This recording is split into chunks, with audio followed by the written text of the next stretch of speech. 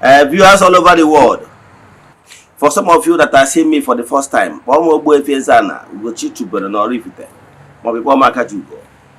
Abụ m onye isi nchụaja na Ugochi tubelu ọdịnala temple. Bụrụkwazi onye isi nchụaja na ọdịnala Restoration Evangelical Mission. Anyị na-agba afa miri emi rụkwazi ọrụ mmụọ dị iche iche. Isiokwu anyị ji wee bịa n'ụbọchị taa bụ why married women should avoid adultery.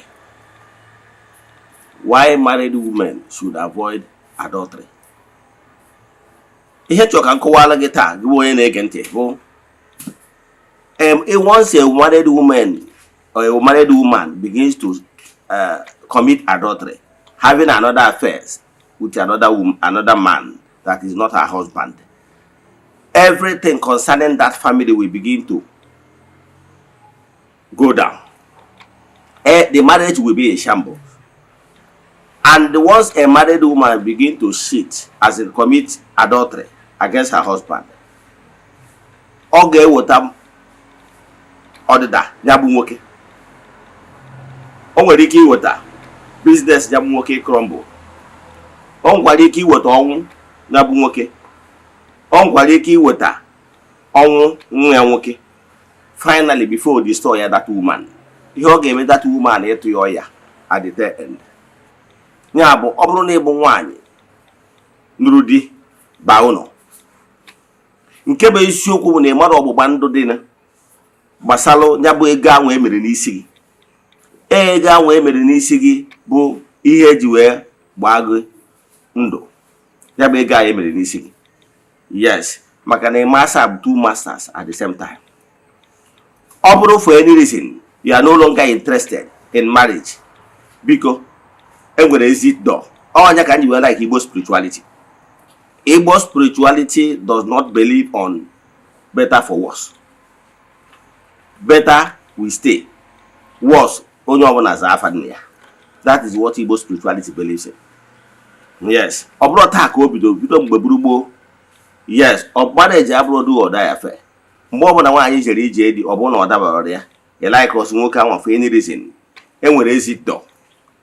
Mana ịnọrọ na be di na-agba n'iro is not acceptable. I can tell you that 50% of married women today are not even ready to submit themselves to DNA test. Before I gaba n'iru, ọkwa dị mkpa echefuna na anyị ka nọ n'ọnwa May. Our monthly rituals is still ongoing. Yes. Ọ nwere ike ijoin na ebe ọbụla ị nọ na nsọtụ ụwa dum.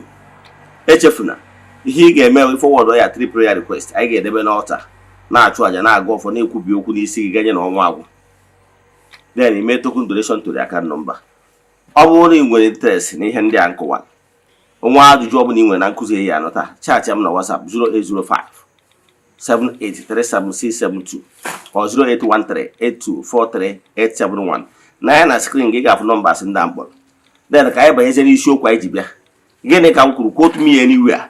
Is a taboo, is an abomination for a married woman to be committing adultery.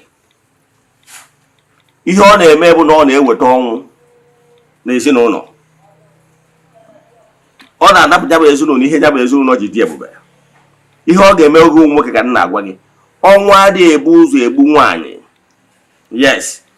Ọnwụ adịghị ebu ụzọ egbu nwaanyị maka na nwaanyị gba ụta. Ịghọtara ya? Ọnwụ ya ebu ụzọ mee ihe a na-akpọ incapacitating. Ọ ya ebu ụzọ destroy ya ezinụlọ ya bụ ezinụlọ ya bụ nwaanyị si na-epụta. Ka ị malụ. Yes, maka na nwaanyị bụ alụsị, nwaanyị bụ mmụọ, nwaanyị gba n'ọta. So ọ bụrụ na nwaanyị nwere ike ịra ajụ kere ihe kpatara o ji abụ nwaanyị commit a crime, either na obu mara nke n'isi di ya ma ọ bụ n'isi nwunye nwoke, ebe a ka ọ na-ebido. Nke bụ eziokwu na ọ bụrụ na ịbụ nwaanyị na-agba n'ilo, ihe ị na-enye di gị ma ọ bụ ihe ị na-enye ezinụlọ gị bụ poison. And ọ ga-ebido na ndị bụ nna, ndị bụ priest na ya bụ ezinụlọ. Ọ bụrụ na o dilicha wuti di gị, ọ banye na ụmụ ndị nwoke. I can tell you that mission was no destroy ya n'ọtụtụ ndị mmadụ. So gị wụ nwoke, o nwere ihe ị nwere ike forgive nwaanyị. Ọ dị ụzọ ihe na-abụ. Yes. Ọ bụrụ na nwaanyị mee ụzọ ihe na-abụ a, you are permitted to send her packing. Yes. Nke mbụ bụ na ọ bụrụ na nwaanyị disrespect ya gị with impunity, na o nwere ihe ga-eme without showing remorse, kick you out. Yes. Ọ bụrụ na ị mere ya, ọ ga na-afụta gị as a weakling, and I can tell you na ọ ga-eme nke ka njọ. Nke abụọ, ma bụrụ nke jọwuru onwe bụ nwaanyị nọ na be gị under your roof na-afụ nwoke ọzọ na-commit adultery. You are permitted to kick her out. Ọ bụrụ na ị mere ya, ọ ga-afụta gị as a weakling, and ọ ga-eme nke ka njọ, and then nwere other things dị involved. Mana ọ bụrụ na for any reason best known to you na ị chọrọ forgive ya, then kaba arụ ya mee ihe a na-akpọ ịkpụwalụ, mee cleansing. Ịghọtara ya? Enwere traditional things o kwesịrị ime. Iweje na nke ndị ichie wee kwuo okwu na-eme ihe ị kwesịrị ime maka ndụ gị. Ọ bụrụ na ị ma na nwunye ị na-anụ na-agba n'ilo, i wee keep mute wee gba nkịtị ka ọ ghara ise, ma ọ ka ndị mmadụ apụ sị ọga you will die. A ga-ebidogoro n'ihe nwere ike ime ga dada atụrụ ọya a na-akpọ amaghị ihe a na-arịa, amaghị ihe a na-agwọ. Ihe eje n'ụlọ ọgwụ akọrụsi ebe a maka na ọya ị na-aya bụ ọya mmụọ. Yes, enwere ike asị nọ nka, echi asị nọ nka, nwanne echi asị nọ nka. Enyeghị treatment a na-enye ndị ọzọ, ahụghị ama anabata ọgwụ maka na ọya ị na-aya na mmụọ tiri aka, ntị ọ dịkwa. O nwere ike ibido na biznes gị, biznes ga-ebido nwe showdown. Ị nwere ike mgbe ahụ ịchọba onye ya asị na ọnya mere gị. Ị nwere ike ịsị na arụ obi na-agụ dị na be unu. Ị nwere ike ịsị na obi ndị ichie dị na be unu na-eme gị, ma ọ ga irigo nsi n'ọnụ. Yes, ọnya kpatara na ị kwesịrị forgive wụrụ ihe dị etu. Ọ bụrụ na ị ga-forgive ya, ị ga-efolo normal process. Ọ ga-akpụ alụ mee the appeasement follow ya before Eze-Ana and ndị ichie. If not, a ga-hold you responsible. Mgbe ahụ ị chọwa onye ga-eme, onye ga-enyere gị aka, mgbe ahụ ịkpọwa Eze-Ana. Mana ana m achọ ịgwa gị ihe ị kwesịrị ime na mbido ụtụtụ. Yes. So ọ bụrụ na ị ma you forgive, ya follow the process. Mee udo na Eze-Ana na ndị ichie ka ị ghara ịba n'ụgwọ, ka a ghara ịgbaghọ nna di. Maka na ndị ichie na anabe nna gị ga na-afụta gị asị oke nọ n'ụlọ, maka na ọgwụ awụ the priest of the house. A ga na-afụta gị asị onye nọ n'ụlọ, oke nọ n'ụlọ, ewu amụọ n'ọgbịrị, ya bụ okenye aghụghọ. So maka ịgbara isi onwe gị kpọọ ihe ọjọọ, quote me anywhere. And a gwakwara gị na nwaanyị bụ onye ikpeazụ ọ ga-egbu. Ihe izu ọ ga-ebu ụzọ ọ ga-edebe gị n'ọnọdụ ejeje ana anyị na ọ tụrụ ọya mmụọ, ma ọ bụ na o bido destroy business gị, napụ ihe ijiji ebube ịyọba nni. Mgbe ahụ ịchọwa onye na-eme gị, mgbe anyị nwere ike isi na arụ obi na-agụ dị na be ụnụ, ma ọ ihe dị na be nna gị, ọ bụrụ ya na-eme gị. Ihe iriri ewu nsị mmụọ ka ị nyere, nsị nwaanyị nyere, ka bụ ofu. Nke abụọ bụ na ọ bụrụ na o diricha wuti di gị, ọ baa na nwa ya nwoke, nwa onye izu ọ ga-ebu ụzọ incapacity ya. Yes, ụmụ nwoke ọ mụtara. Ọ bụrụ na o mesịa ya, ihe izu ọ ga-eme bụ o debe n'ọrịa, ya bụ onye ikpeazụ ọ ga-edestroy.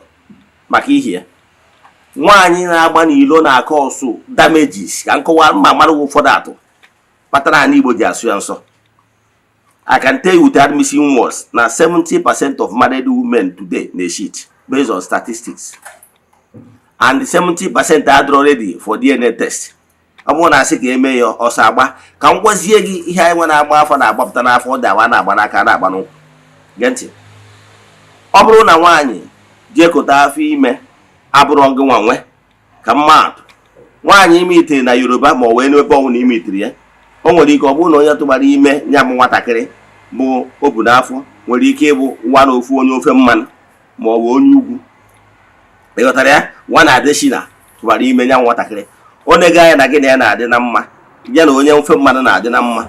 Ọ bịa kobe gị ya bụ afọ ime si n'ọgụ nwa na ya dị ime, then gị nwa na onwe nwere ike isi oke na ọma ese ime accept. O nwere ike ije mee ego n'isi ya n'ụbụ ya. Ifuru na nwa ahụ o bu n'afọ will not be acceptable, because that nwatakịrị anwa does not have any ancestral link with the gods of the land. Yes, o nwere link with the gods of the land.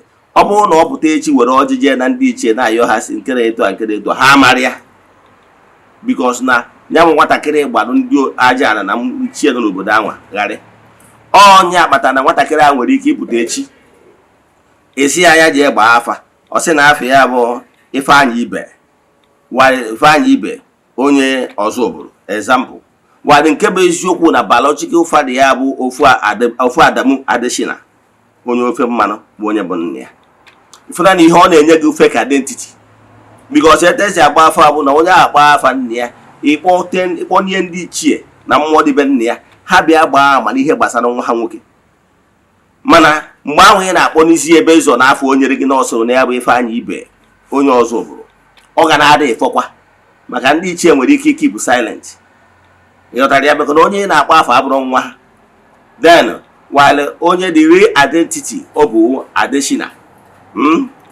Now by so doing itigoja nwatakịrị nwoke n'ọnọdụ jeje ana because anya na ana be nne ya na mmụọ dị be nne ya akwụrụ ọ bụ a stranger ka agbofu agbaba afọ ifu na ụfọdụ na-akpọ afọ emegido afọ adị silent maka na onye ị na-epresent n'ọdụ ka iwelu blood gị iwelu jere ime lab ewelu blood Adeshina onye Yoruba were afa gị mado na ya si lab scientist nya chekie oya onye abụ if na result that will come out abụrụ actual result of the person asọmitiri afịa maka na blood wụ blood onye ọzọ amarọ nke ị ga-esi ghọta ihe adị n'aka obodo ana machi kụwara fact ụdị ụmụazị na-etu imesi iti ha n'ọnọdụ adịrọ mma ọ bụrụ na ha nwee ancestral problem a ga-eje trace their root you can find it. Nke ọzọ na-achị kụwara gị bụ na ọ bụrụ na nwaanyị anwa ihe kpatara nwaanyị ama eme nwaanyị na nwoke abụrụ ofu. Ọ bụrụ na nwoke nwere ka o si wee jee Lagos ọlụ oyibo Lagos gbaa agwa ntịrọ wee mụta nwa n'ebe anwa o nwere ike ọ bụrụ na onye Edo ndị Edo anaghị ewe nwa enwere ike akpọnye ya bụ nwa akpọnye ya nwa enwere process yes onye biological father eziokwu na omere ego n'isi ya nwaanyị mana obodo nke ndị be nwaanyị na-akpọnye nwa ịkpọrọ nwa abịa ijee na ndị ichie gwa ha na nwa akwụkwọ nwa ị mụtara mgbe i jere ọrụ oyibo Lagos ịghọtago ha biko ha anabata ya then for the fact na we are blood ịghọtago ịwapụrụ ha ọjị mee etu esi eme ha anabata ya. Ihe ọzọ ị ga-emezi bụ maka ndị obodo ụnụ amarọ mgbe ị nụrụ onye ya bụ nne mụtara anya bụ nwatakịrị na Lagos ị ga-eme kpọpụtara ya ụmụnna na onye na-eto akwụkwọ nwa gị na onye abụ dị ọkpara gị ma something like that eme ya introduce obodo amaria is acceptable. So nwoke na nwaanyị abụrụ ofu. So esikwa na ịbụrụ nwaanyị si na ọka ime na di gị na-eme ị mara iwe onye amara ihe iwe onye riri eri. So enwere ihe dịka ka mme if you shit on me I shit back. Who does that? I can tell you na ndị na-atanya bụ afụfụ ụmụazị ya nwa because ihe ị na-enye ha fake identity. Ofu nwaanyị bịara na be m wee kọwara m ihe na-eme wee sị na ọ mụrụ ụmụazị ịsaa before di ya nwụọ. N'ime ụmụazị ịsaa ọ mụtara di ya nwụọ of course o je chọrọ enyi nwoke then o wee sị one day na ihe nwere ihe na-eme na bie o wee sị na ya mechara chọpụta na obere nwa ya dị 8 years nke tọ dị adị 10 years nke ọzọ dị 12 years. O wee sị m na ịmakwa na nwa ya nke 12 years na nwa ya nke 10 years na-edina nwa ya nke 8 years. Onye adị na-eche apụta onye nke ọdị arịgoro o wee mechaa wee nwudefa o wee ebe na-asị m sị ya nwaanyị na-agha akpụkwa alụ wee jụbazie nwaanyị ya gwa m nke bụ eziokwu kere ihe merenụ ọ dị ya nwa nwụrụ anwụ onye amụrụ ụmụazị ịsaa. Ọ sị m nke bụ eziokwu na ụmụazị niile anyị amụrụ nọọsụ ebu abụ nke die na ndị ọzọ bụ nke agbata na araba nkụ nke ọ dịkwa. Now ịfụ na ihe bụ the problem on a very good day onye gị na-enwe the same blood kwesịrị ịda asọ gị oyi. Ịghọtara ya? Mana ana m achọ ịkọwara na onye abụ ihe butere nsogbu ihe ndị abụ ihe na-ebute mgbe ụfọdụ a na-agbazi afọ onye ụwa na-ada efọkwa maka na identity na information ị na-supply the far different from the identity of onye a na-ajụ esi ya. Ịma na abịa n'afa atapụ ya energy mgbe a na-akọlụ mmụọ so gị ikwu nne na ikwu nna ihe a na-achọ ọgwụ ka akọlụ ọ dị energy si so gị mana enwere ike energy a na-akọlụ ọ na-ada efọkwa maka na identity a na-enye dị iche. Ihe na-achịkọwara bụ na achọrọ m ka vidio atọ ogologo mana ọ bụrụ na asị ka echeki bie I can tell you na nkọwara ụdị consequence ahụfụ ọ na-etinye ụmụazị n'ọdịnihu ahụfụ ọ na-etinye ezinụlọ mgbe a bịaziri megide na-enweta ọbara onye abatara ya afọ ahụ ọbara asị na agbụrụ agha dịkwa ezu ori kedu ka esi nwe onye na-ezu ori na agbụrụ a adịghị agba n'ilo ka eji esi nwe onye na-agba n'ilo. Ihe a bụgarị mmakọ.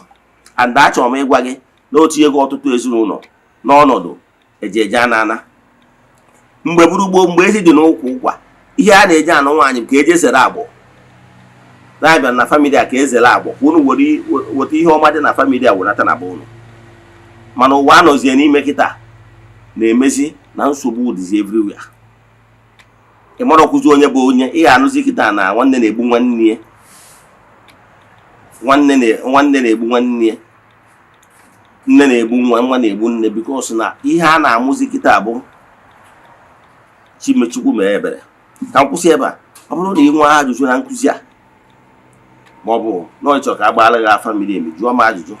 Nọmba ihe dị nweta m bụ 0805 7837672 or 08138243871. May the blessing of Chukwuoke Premier be with you all.